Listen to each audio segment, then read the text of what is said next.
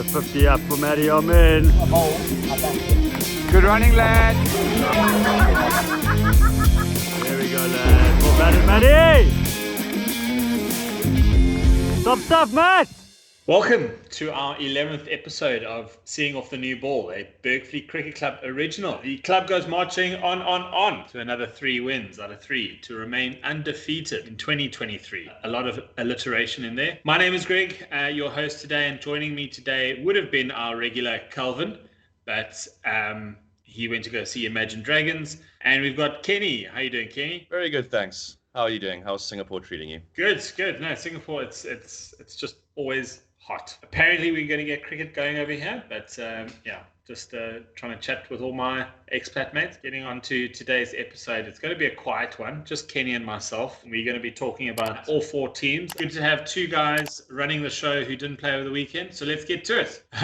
First up, we've got the Titans. They got onto the M5 for a short trip away to Victoria Cricket Club, managing to hold on to record a 3-wicket win. Absolutely unbelievable scenes. Marcelino Gaffley putting in a top performance with the ball with his 3-fer. Producer Peter on this pod with a measured 35, I would say, as they held on for the win. Have to say, talking about the producer's 35, he made a very interesting comment in our pod group that it doesn't take a lot of sleep to edge balls through slips to get to 35.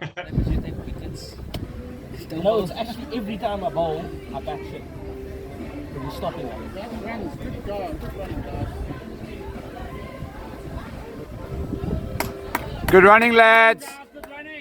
And you know what? I agree. I am a big fan of making runs through the slips. So to me, that is a masterclass of how to bat. So well batted, Peter.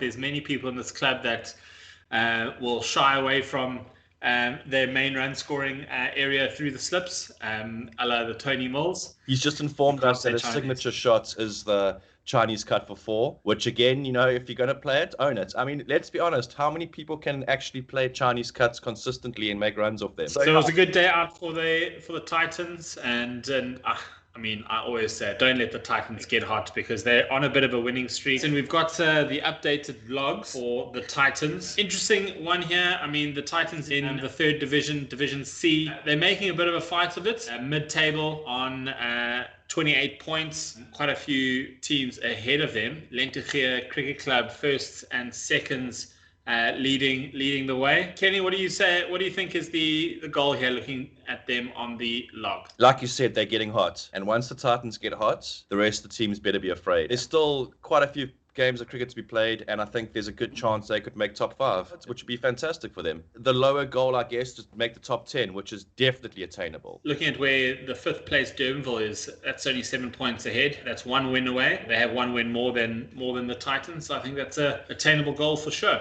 Moving on, we're going to get to the Thirsties.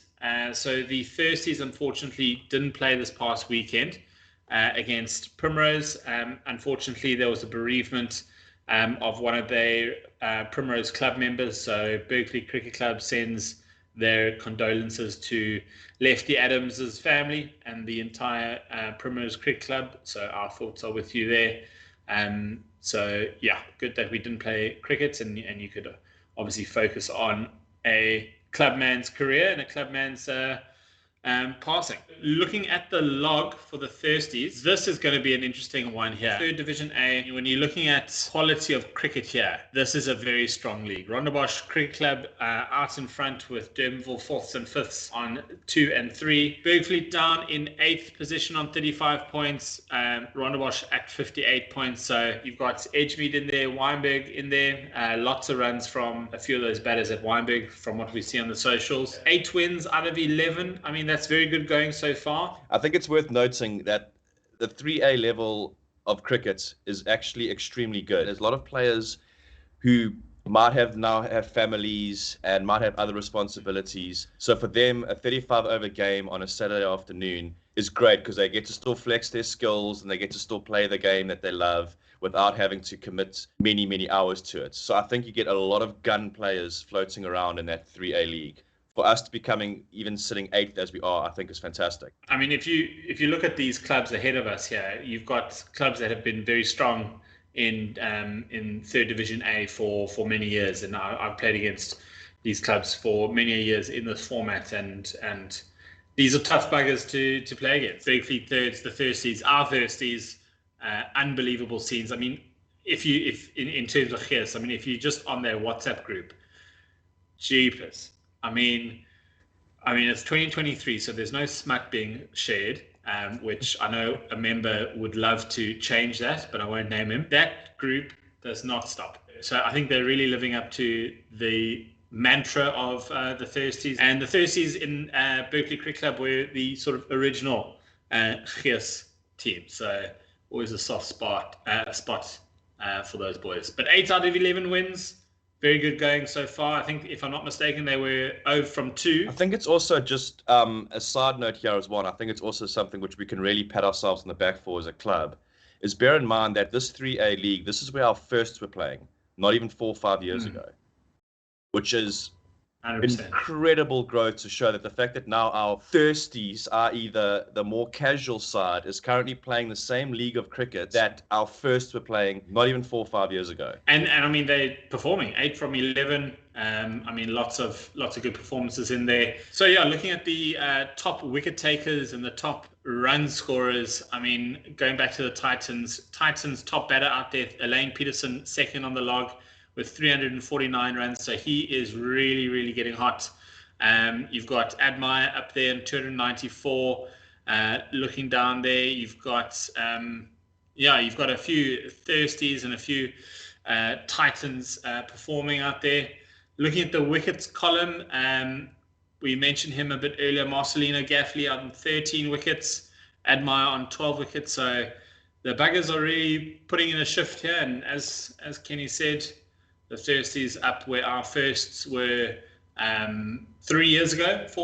I don't know how many COVID years we played cricket, but it's unbelievable. Somewhere there, but it's a fantastic show of growth. And I also like the fact that the Thirsties are knocking on the top of those run scoring. I think it's fantastic. It's giving the first something to think about, in terms of how many runs they're scoring down those lower leagues. I think it's great. So now, moving on, we get to the second 11, the Miracle Men, our Miracle Men. I don't know if we can call them Miracle Men anymore because Lloyd Bernard has been deployed to the ones and he's enjoying a good stint over there, but we'll get to him. Potentially, you've got a bearded Afrikaner rejoining the ranks from injury and Arno van der Merwe. So that's big news. You heard it here first on the pod. I mean, probably not because we record this and when we release this, you would already know the teams. And I mean, it could be misinformation. Fake news.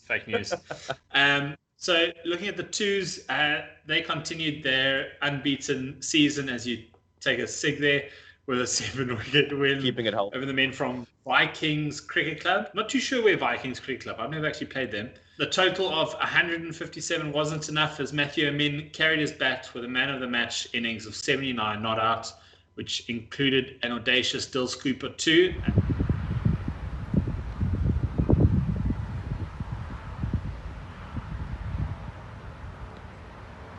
Oh, it's class. Oh, stop it. 3 in a row.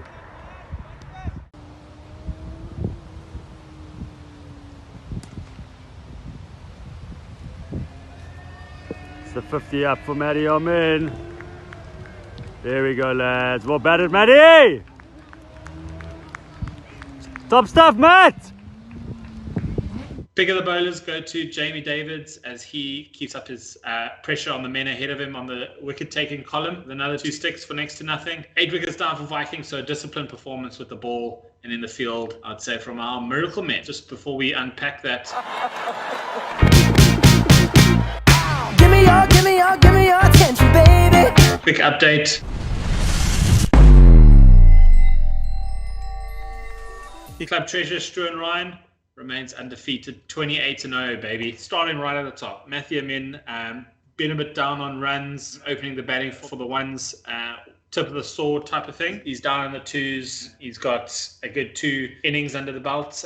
So 246 for the season so far. Is he pushing for Newlands? Kenny, what do you think? I think he might be. And 2 of the top performers of the last week have just proven exactly what hard work can do. Because Matt Amin, and we'll get to Aiden Carstens in the ones, those 2 guys at the end of every practice, okay, I haven't been to practice in a bit. You're staying with Lloyd Williams, so he's giving you the intel. Yeah, I've got my sources, you know. Matt Amin and Aiden Carstens at the end of every single practice, repad up, get the sidearm, and off they go until it's dark, throwing balls at each other. It shows once again that if you're willing to put in the hard yards, you can really up your game to the next level. Well, the proof's in the results. I mean, fantastic knock, dropping a little dull scoop, kind of thing, like, which he's worked on the nets. Audacious. Many hours he's worked on that in the nets.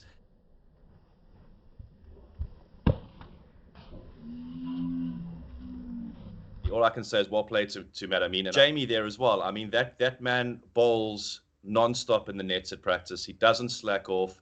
He bowls his heart out every single net practice. He's there. I don't know what the attendance is, but I'm pretty sure Jamie is at every single practice. Full run up, off he goes. Bowls, doesn't stop bowling until he gets a chance to bat. When he's done batting, bowls.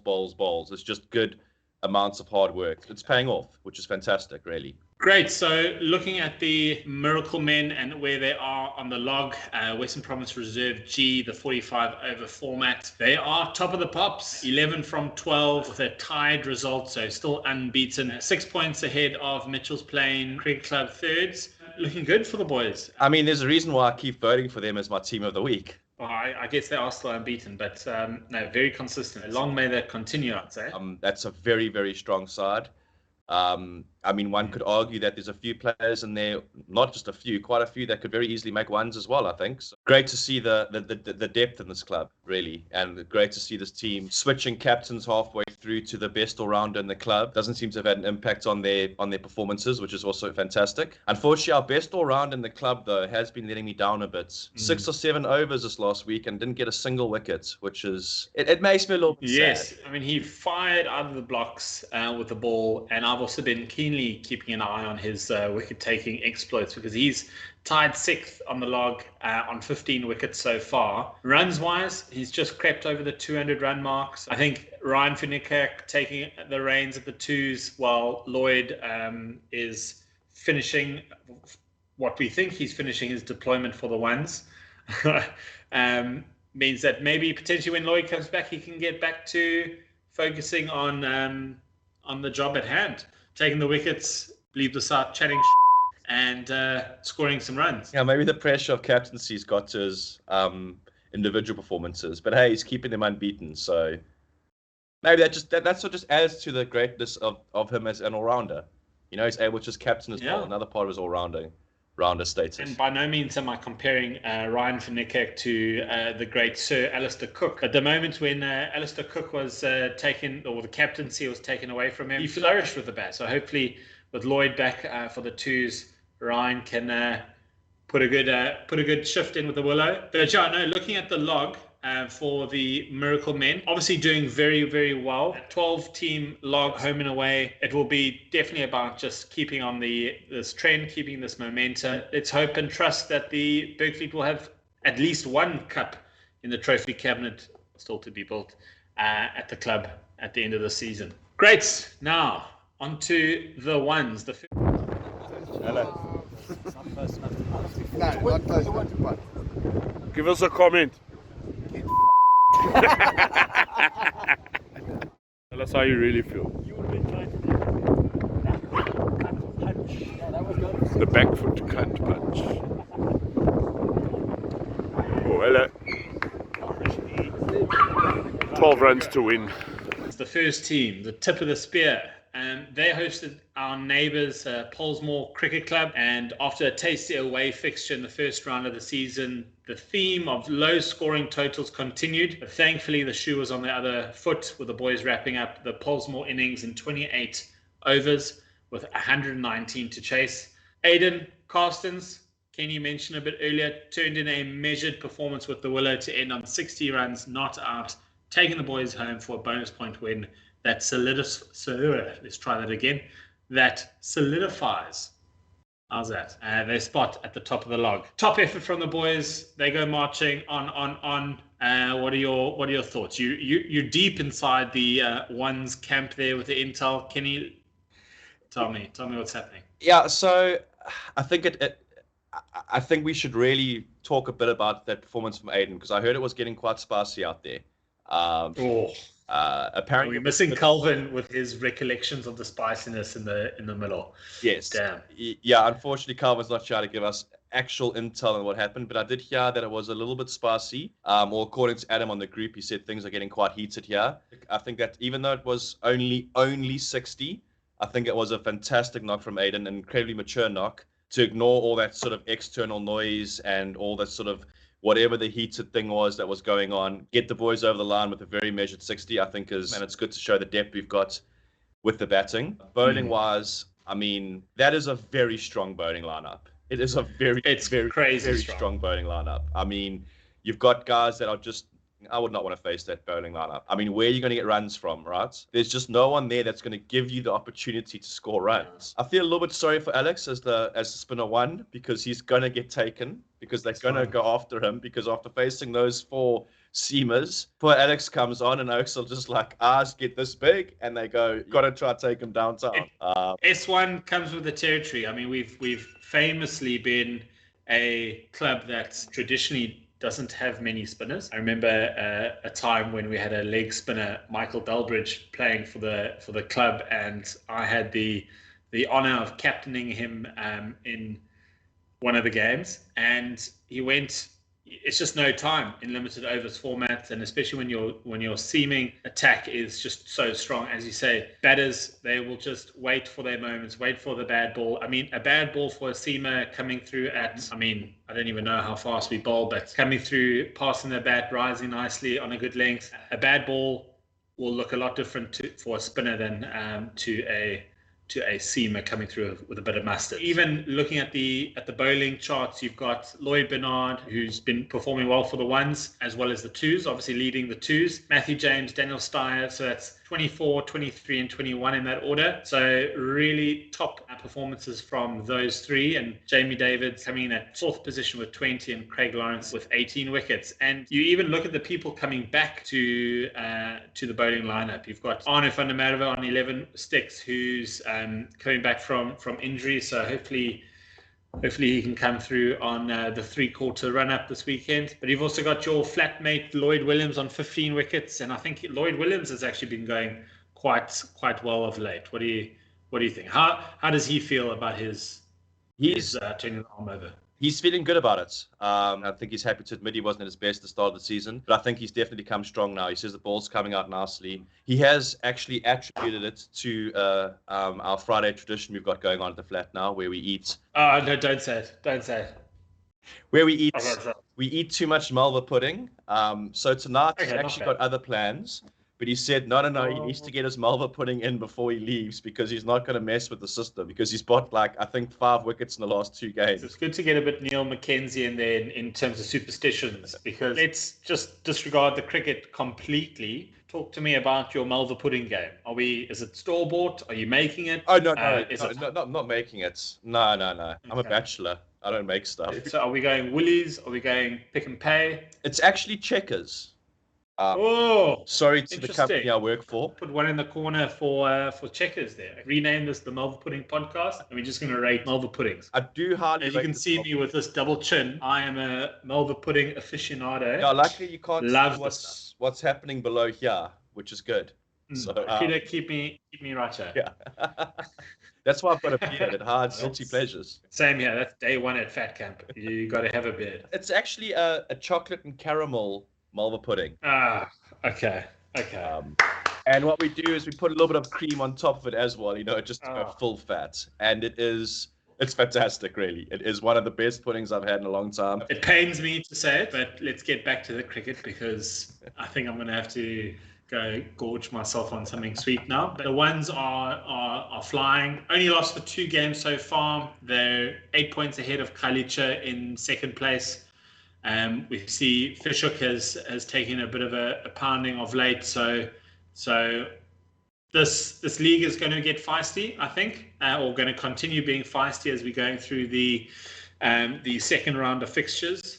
And as you said, the chat in the middle with Polesmore was quite tasty, and they're down in ninth. So lots of these guys back themselves, and hopefully we can get another trophy in the trophy cabinet to be built still at the end of the season. You know, maybe I'm just, like I said, in a really good mood because it is Mulver Day, so I'm feeling very happy and everything like that. I'm very proud or happy to see that there's different people performing in ones almost on a weekly basis. Like, no one's carrying that one side. It's a proper team effort in terms of performance. That is a very, very strong bone lineup. Well, it's great to see different people sticking their hands up with the bats as well. I mean, Rushdie, one of the top scorers in the club, and he's barely had a chance to actually perform in the ones, which is incredible. Yeah. I mean, he's right up there in the runs. I think he's second on the run log. Third behind Elaine. Elaine's been shooting the lights out of late, and yes. Colvin's got 2 Titanics in there, so he's right up there. Kenny, best batter of the week. Has to be Aiden. I mean, I've spoken to him about him.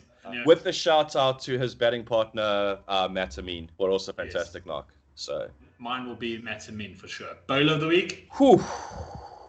It's a tricksy one, Nat. I don't think you're going to pick the one that I'm going to pick. I'm going to go with Dan Steyer because he got Polesmore on the back foot from the get-go. I think he got 2 wickets in no time at all. Again, it's hard for me to tell for other teams because no one uses stumps.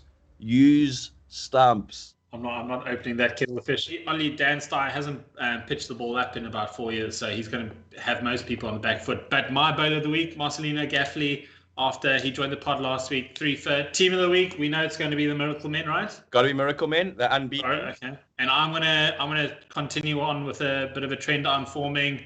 The Titans. They are hot, baby. They are hot. That's another episode 11 in the bank. Have a great weekend, Kenny. Top stuff there, and good luck to all the teams playing this weekend. Good luck, everyone. Thanks, Greg. It was fun as always. See you guys soon.